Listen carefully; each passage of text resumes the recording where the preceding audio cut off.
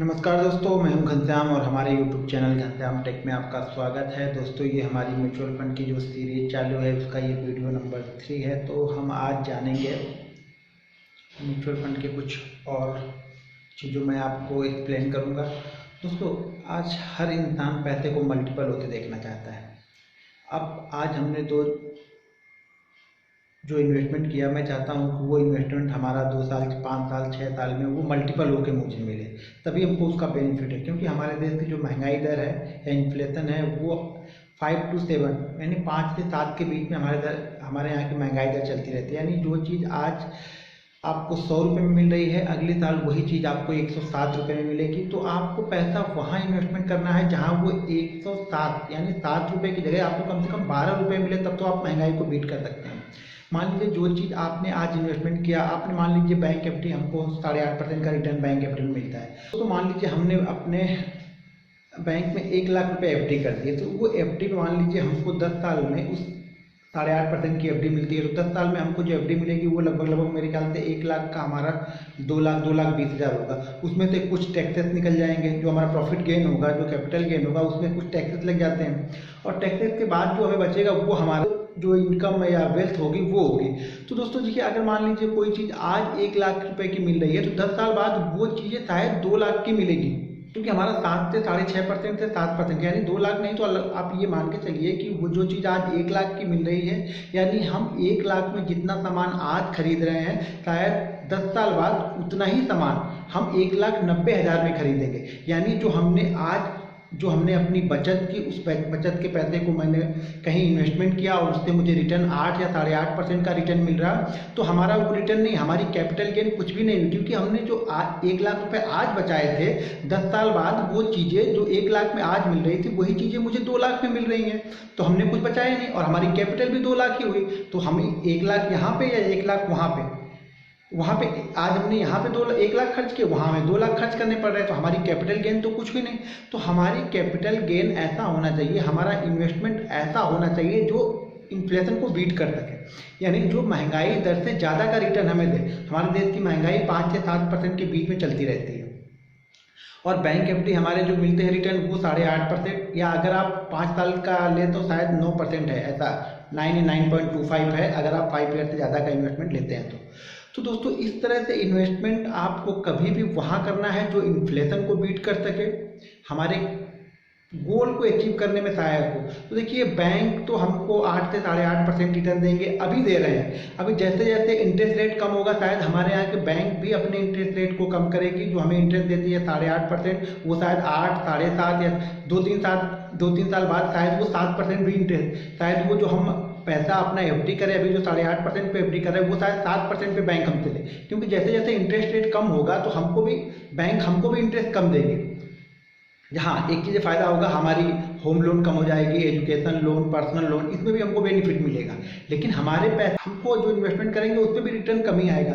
तो दोस्तों इसके लिए सबसे बेस्ट है कि आप म्यूचुअल फंड को सेलेक्ट करें। म्यूचुअल फंड में मिनिमम रिटर्न जो है आपका, अगर आप 10 साल 20 साल 25 साल का हॉरिजॉन लेके चलते हैं तो मिनिमम मान के चलिए आपको 15 से 16% से ज़्यादा का रिटर्न मिलेगा अगर आपने 15 साल के लिए किया। मैं बोलता हूँ अगर आपको म्यूचुअल फंड में जाना है दोस्तों, तो आप मिनिमम 25 साल का ले लें।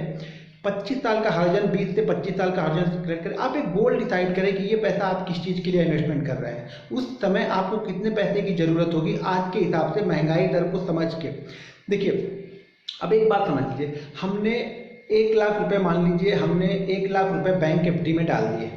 1 लाख रुपए हमने बैंक एफडी में डाल दिया और बैंक एफडी ने हमने 25 साल के लिए बैंक एफडी करा दी। बैंक एफडी में हमें 25 साल में वो 1 लाख रुपए लगभग 20 लाख रुपए के बराबर मिलेंगे। लगभग मुझे 20 लाख रुपए मिलेंगे अगर हमको 8.5% का रिटर्न बैंक ने दिया। तो वही 1 लाख रुपए, सबसे पहली बात तो मुझे वो 1 लाख रुपए बैंक को एक साथ देने पड़ेंगे। फिर हमको वो 20 से 22 लाख होगा, हमको म्यूचुअल फंड में एक साथ देने की जरूरत नहीं। हम SIP कर सकते हैं, 1-1 हज़ार रुपये हम पर मंथ दें, 2-2 हज़ार रुपये हम पर मंथ लगा लें, या 2,500 3,000 अपनी कैपेसिटी के हिसाब से। इसमें आजकल 2,000 रुपये बचाना बहुत बड़ी बात नहीं है दोस्तों। तो 2-2 हज़ार रुपये अगर हर मंथ हम देते हैं तो शायद वो 25 साल में जो यहाँ पे 22 हो रहा, वहाँ पे शायद बहुत ज़्यादा हो, शायद आपको 50 के ऊपर 60 के ऊपर जाके मिले आपको। तो दोस्तों ये बेनिफिट है म्यूचुअल फंड और बैंक एफडी में। देखिए हमारे यहाँ तो बैंक 8.5% का रिटर्न दे रहे हैं। आप यूएस में जाइए 2% 2.5% का रिटर्न मिलता है, 1.25% का रिटर्न मिलता है वहाँ पे बैंक एफडी में। आप जापान, स्विट्जरलैंड में शायद अगर आप बैंक एफडी करते हैं तो आपको निगेटिव, यानी बैंक में पैसा रखने के लिए आपको बैंक आपसे चार्ज लेगी। अभी हमारे यहाँ पे क्या होता है, हम पैसा बैंक में डिपॉजिट करने के लिए जाएंगे तो बैंक हमको 8.5% का रिटर्न दे रही है, जबकि जापान और स्विट्जरलैंड में आप पैसा डिपॉजिट करने के लिए 1 लाख रुपए गए तो वहाँ से निगेटिव आपको, यानी 1 लाख में से 1,000 रुपये वो रख लेंगे और 99,000 ही बाद में आपको मिलने वाला है। यानी आपको बेनिफिट कुछ नहीं होगा, रखने का पैसा वहाँ पे लगता है जापान और स्विट्जरलैंड में।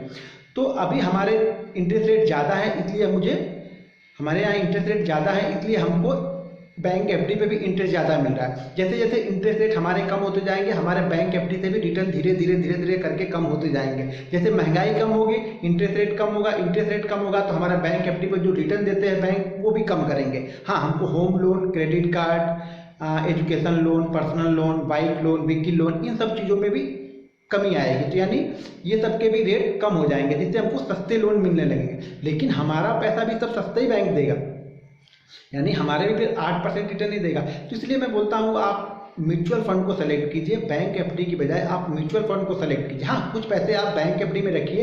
एक बात यह है कि बैंक एफडी पूरी तरह से सिक्योर है, यानी आपको 8.5% तो मिलना ही मिलना है, जबकि म्यूचुअल फंड है थोड़ा सा रिस्क है। रिस्क का मतलब ये नहीं कि आपका पैसा डूब जाएगा, आपका पैसा, हाँ अगर 15 साल 20 साल, अगर आप 2 साल 3 साल के लिए म्यूचुअल फंड लेते हैं तो आपके लिए रिस्की है, आप कभी म्यूचुअल फंड ना लें। अगर आपका हॉरिजन 2 साल 3 साल 4 साल होगा तो आप म्यूचुअल फंड तभी लें जब आपका हॉरिजन कम से कम 12 से 15 साल का है, तो ही आपको बेनिफिट मिलेगा इसमें। तो मैं बोलता हूँ अगर 25 साल का इन्वेस्टमेंट आपको करना है, आपकी एज 30-35 है, तो आप 25 साल का इन्वेस्टमेंट कीजिए। बहुत परफेक्ट इन्वेस्टमेंट आप 2-2 हज़ार रुपये से कर सकते हैं। दोस्तों मैंने बहुत सारे फंड बताए हुए हैं। चलिए आज हम देखते हैं bank FD versus mutual fund का कंपेयर करके देखते हैं क्या रिटर्न मिलता है और क्या इम्पैक्ट पड़ता है हमारे पोर्टफोलियो पे, क्या इम्पैक्ट पड़ेगा हमारे कैपिटल गेन पे।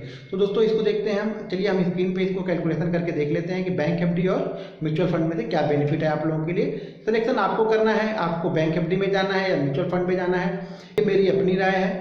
कैसा इन्वेस्टमेंट करना है ये आपकी अपनी राय होगी। तो दोस्तों मैं सिर्फ कंपेयर कर रहा हूँ, बाकी आप देखिए आगे स्क्रीन पे। तो चलिए दोस्तों हम स्क्रीन पे देख लेते हैं। दोस्तों देखिए, अगर हमने 2,000 रुपये पर मंथ इन्वेस्टमेंट किया, जैसे कि हम अभी हमारा जो प्लान चल रहा है 2,000 रुपये, तो 2,000 रुपये में हमने इन्वेस्टमेंट पर मंथ इन्वेस्टमेंट किया। हमारे 25 साल तक हमने ये इन्वेस्टमेंट अपना कंटिन्यू रखा और 18%। देखिए अगर आप म्यूचुअल फंड में जा रहे हैं, आज आप मिड कैप का म्यूचुअल फंड सेलेक्ट करते हैं, तो अगर आपकी एज 25 से 40 के बीच में है तो मैं बोलूँगा कि एक मिड कैप फंड और एक लार्ज कैप फंड आप सेलेक्ट कीजिए। तो आप दोनों का एवरेज मिला के हमको 18 से 22% के बीच में ऐसा एक्सपेक्ट कर सकते हैं। ये फिक्स नहीं है, ये 18% भी हो सकता है, ये 15 भी हो सकता है और ये 30 भी हो सकता है। मैंने पिछली वीडियो जो बनाई थी उसमें म्यूचुअल फंड में दिखाया था पिछले 10 सालों के उनके जो रिटर्न है वो 22 से 23% के हैं। 10 सालों के जो रिटर्न है 22 से 23% है। और हमारे यहाँ म्यूचुअल फंड अभी ज़्यादा से ज़्यादा 15 से 16 साल हुए म्यूचुअल फंड को हमारे यहाँ लॉन्च हुए। बहुत एक आध फंड ही ऐसे होंगे जो 20 साल के ऊपर के होंगे, बहुत कम म्यूचुअल फंड है जो 20 साल होंगे। ज़्यादातर म्यूचुअल फंड 10 से 12 साल 15 साल यही है। तो उसके हिसाब से मैंने रिटर्न आपको निकाल के दिखाया पिछले वीडियो में, तो वो 22% का मिनिमम रिटर्न उनका 22% का चल रहा है। तो दोस्तों देखिए, ये हमने 18% के रिटर्न के हिसाब से मैंने कैलकुलेट किया, इसको हमने कैलकुलेट किया तो ये कैलकुलेशन हमारा होता है 1.2 करोड़ का। हमने टोटल इन्वेस्टमेंट कितनी की है? 6 लाख की। अब ये 6 लाख की इन्वेस्टमेंट मैंने 25 सालों में की, यानी हमने ये इन्वेस्टमेंट एक बार में नहीं की।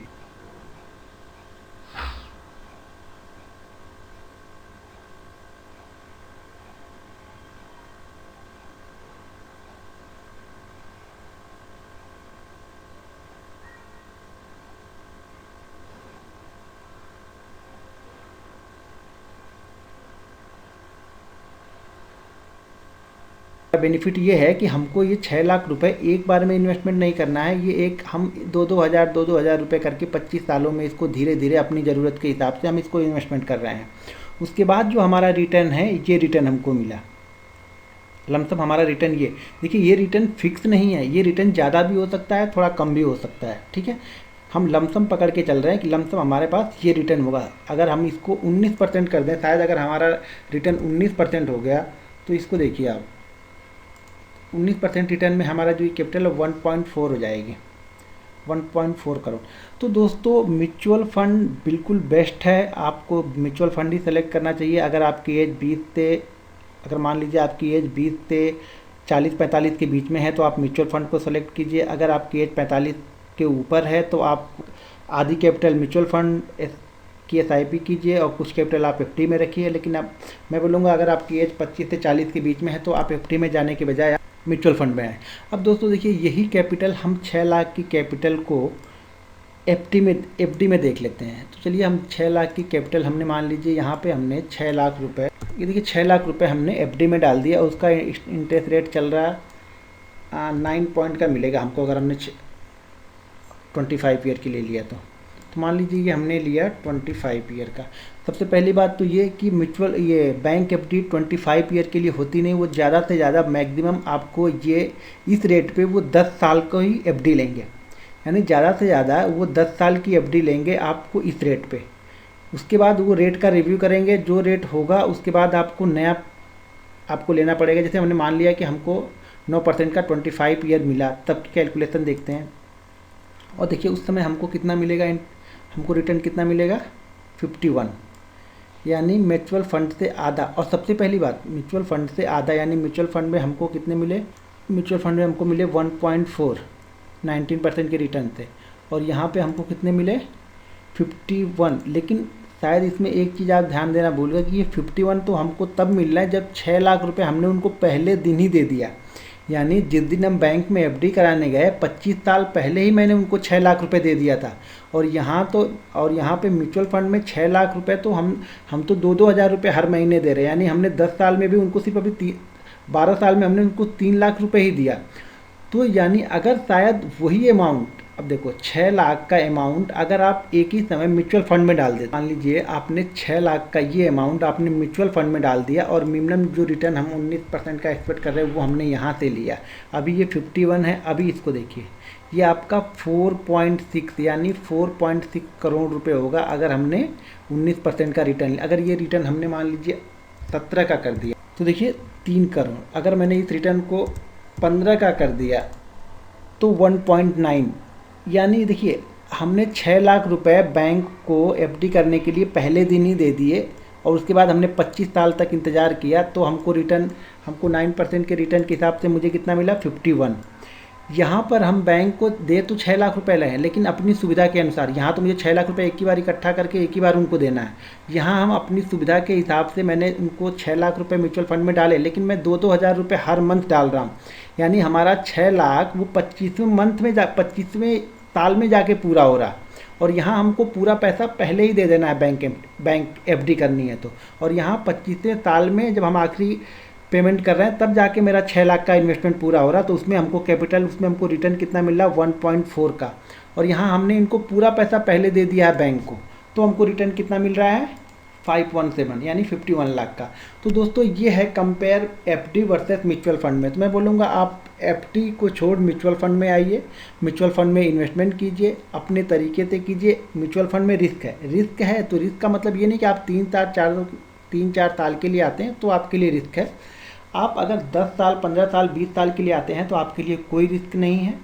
ये हमेशा आपको इन्फ्लेशन को बीट करेगा, महंगाई को बीट करेगा। यहाँ हम महंगाई को बीट नहीं कर सकते, हमारी 5 से 8% 7% के बीच हमारी महंगाई दर चलती रहती है। तो यहाँ आज जो पैसे की वैल्यू, ये आज जो 6 लाख में जो चीज़ें मिलेंगी शायद 25 साल बाद वही चीज़ें आपको 50 लाख में मिलेंगी। जो चीज़ें आप 6 लाख में खरीद सकते हैं वही चीज़ें आप 25 साल बाद 50 लाख में मिलेंगी। तो मतलब आपकी जो ये कैपिटल की ग्रोथ हुई वो ग्रोथ जीरो हो गई, यानी आपकी बचत तो हुई नहीं। जितना पैसा आपने इन्वेस्टमेंट किया था उतने पैसा आपको मिल गया यहाँ पे, जबकि यहाँ पे हमने धीरे धीरे किया और पैसा हमारा डबल हो गया। यानी हम 50 लाख खर्च करने के बाद भी, यहाँ पे हमको 50 खर्च करने के बाद भी हमको 1.4 यानी लगभग आपके पास 90 लाख रुपए सेफ आपके पास बचते हैं आपके अगले कामों के लिए। तो ये होता है म्यूचुअल फंड वर्सेस FD में। तो अगली हमारी ये वीडियो कैसी लगी, आपको कोई सजेशन, आपकी कोई क्वेरी हो तो आप कमेंट बॉक्स में लिख सकते हैं दोस्तों।